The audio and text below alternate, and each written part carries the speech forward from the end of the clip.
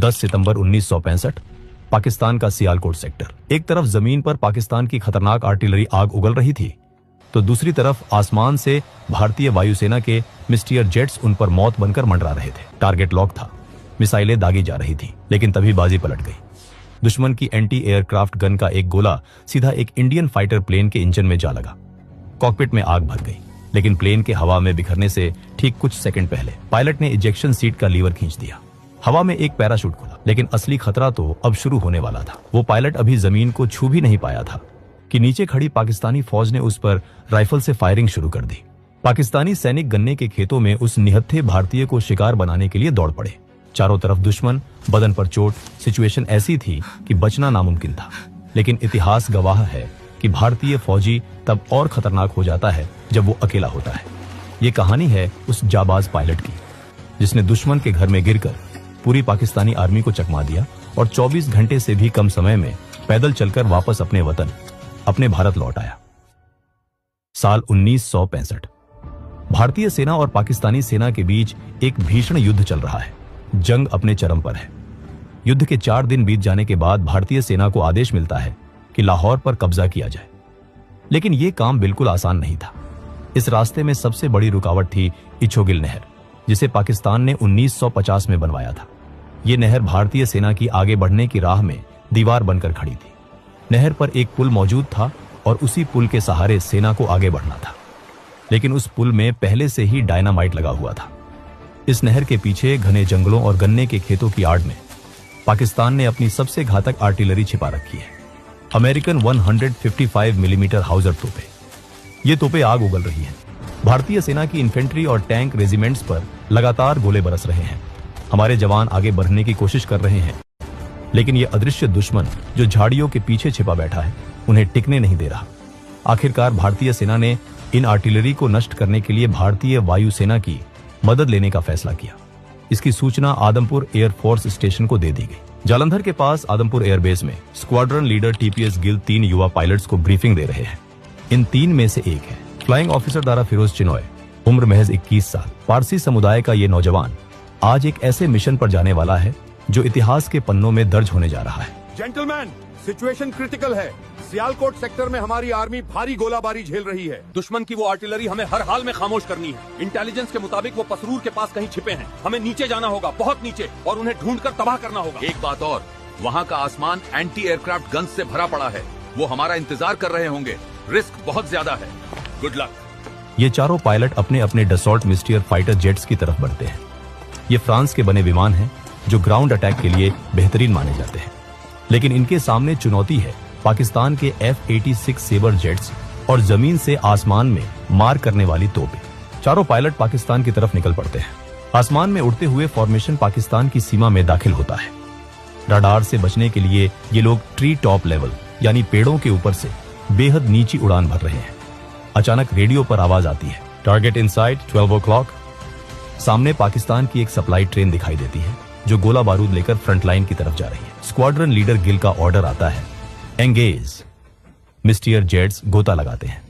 Rockets और cannon की आग से वो ट्रेन कुछ ही पलों में मलबे के ढेर में बदल जाती है। मिशन का एक हिस्सा पूरा हो चुका है। जब पायलट अपने फाइटर प्लेन से भारतीय सीमा में वापस लौट रहे थे, तभी उन्हें बाकी सभी पाकिस्तानी आर्टिलरी दिखाई दे गई, जिनकी तलाश में वो निकले थे। लेकिन वो उन पर बम नहीं गिरा सके, क्योंकि अपने सारे बम वो पहले ही ट्रेन को नष्ट करने में इस्तेमाल कर चुके थे। वापस बेस पर लौटकर रिफ्यूलिंग और रीआर्मिंग का काम बिजली की रफ्तार से होता है। दारा चिनॉय को जबरदस्त भूख लगी है। उन्होंने सुबह से कुछ खाया नहीं है। वो मेस की तरफ भागते हैं, लेकिन वहां काफी भीड़ है। अफरा तफरी मची हुई है। एक वेटर से वो पानी मांगते हैं, लेकिन वो वेटर किसी और ऑफिसर को सर्व करने में बिजी है। क्रू रूम में उनके साथी फिलिप राजकुमार बैठे हैं। वो दारा की हालत देखते हैं और कहते हैं, दारा, ये पानी पी लो, पता नहीं अगली बार कब नसीब होगा। ये एक ग्लास पानी अगले 24 घंटों तक उनकी जिंदगी का एकमात्र सहारा बनने वाला है। फिर वो क्रू रूम से बाहर आए तो उन्होंने देखा कि उनके साथी पायलट अपने अपने फाइटर प्लेन की ओर जा रहे हैं। उन्होंने भी तुरंत अपना फ्लाइंग गियर पहना और अपने फाइटर प्लेन में सवार हो गए। फिर चारों पायलट अपने लक्ष्य को नष्ट करने के लिए दोबारा उड़ान भरते हैं और उसी इलाके में पहुंच जाते हैं जहां उन्होंने पहले पाकिस्तानी आर्टिलरी देखी थी।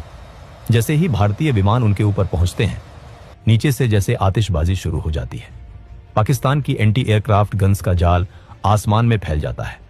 हर तरफ काला धुआं और विस्फोट। दारा चिनॉय का विमान डाइव करता है। वो अपने रॉकेट्स फायर करते हैं। निशाना सटीक बैठता है, लेकिन तभी एक जोरदार झटका लगता है। ये एक 40 मिलीमीटर एंटी एयरक्राफ्ट शेल का सीधा वार है। कॉकपिट के अंदर लाल बत्तियां जलने लगती हैं। चेतावनी के सायरन बजने लगते हैं। विमान अब एक पत्थर की तरह जमीन की तरफ गिर रहा है। नीचे पाकिस्तान की जमीन तेजी से करीब आ रही है। दारा तुरंत प्लेन से इजेक्ट कर जाते हैं। अगले ही पल दारा चिनॉय हवा में झूल रहे हैं। पैराशूट खुल चुका है, लेकिन राहत की सांस लेने का वक्त नहीं है। नीचे से गोलियों की आवाजें आ रही हैं। जिनेवा कन्वेंशन के मुताबिक किसी भी गिरते हुए पायलट पर गोली चलाना युद्ध अपराध है, लेकिन पाकिस्तानी सैनिक नीचे से उन पर राइफल से फायर कर रहे हैं। वो उन्हें हवा में ही मार गिराना चाहते हैं। दारा देखते हैं कि गोलियां उनके पैराशूट में छेद कर रही हैं। वो अपनी रस्सियों को खींचकर ग्लाइड करने की कोशिश करते हैं ताकि निशाना मुश्किल हो जाए। फिर वो जमीन के एक ऐसे हिस्से की तरफ गिर रहे हैं जहां गन्ने के घने खेत हैं। जैसे ही वो जमीन से टकराते हैं, वो लुढ़कते हुए पैराशूट को रिलीज करते हैं। दारा जानते हैं कि अगर वो पकड़े गए तो एक युद्धबंदी के रूप में टॉर्चर उनका नसीब होंगी, या शायद भीड़ उन्हें वहीं मार डालेगी। वो गन्ने के खेत में रेंगना शुरू करते हैं। कीचड़ और पानी से उनका फ्लाइट सूट भीग जाता है। अब शुरू होता है एक खतरनाक चूहे बिल्ली का खेल। दारा का दिमाग बिजली की तेजी से काम करता है।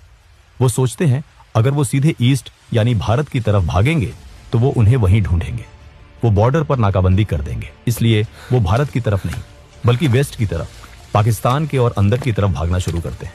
ये एक रिस्की जुआ है, लेकिन ये काम कर जाता है। पाकिस्तानी सर्च पार्टी उन्हें ईस्ट की दिशा में ढूंढती रह जाती है और वो उनकी नाक के नीचे से ऑपोजिट डायरेक्शन में निकल जाते हैं। सूरज ढल रहा है। दारा एक घनी झाड़ी के नीचे छिप जाते हैं। उनके पास नक्शे हैं, कोड्स हैं और कुछ जरूरी कागजात हैं।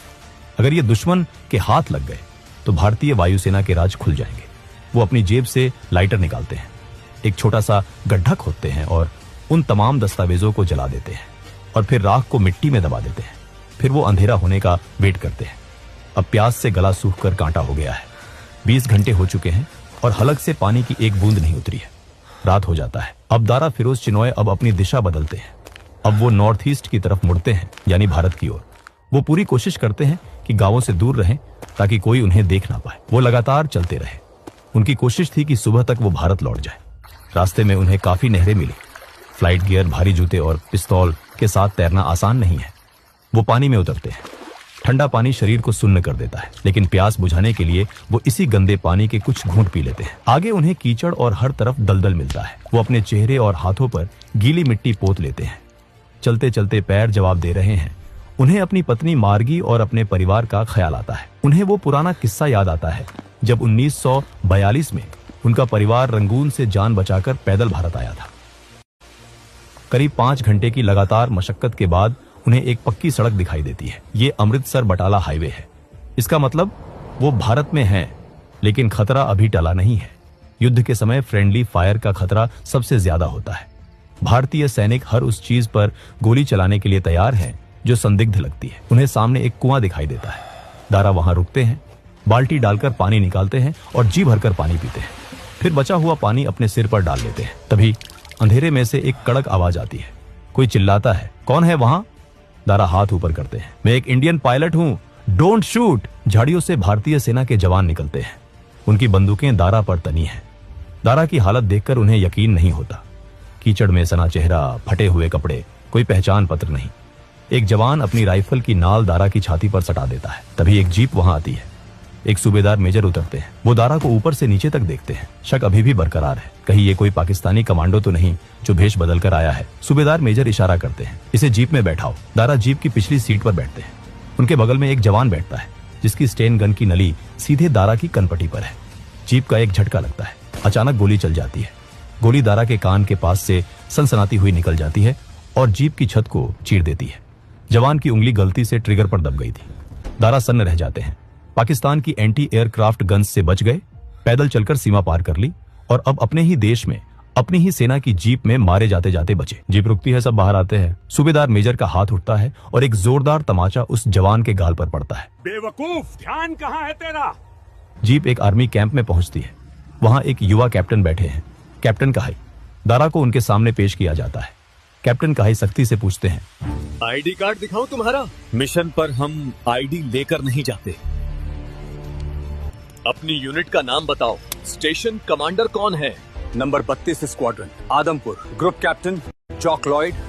अच्छा, तुम फ्लाइट लेफ्टिनेंट कहाई को जानते हो? वो भी एयरफोर्स में है। कैसा दिखता है वो? मोटा है, क्लीन शेव है? नहीं कैप्टन, वो दुबला पतला है और पगड़ी पहनता है, सरदार है। ये सुनते ही कैप्टन कहाई दारा को गले लगा लेते हैं। वो मेरा कजिन है, तुम सच बोल रहे हो। माहौल एकदम बदल जाता है। शक की जगह भाईचारे ने ले ली।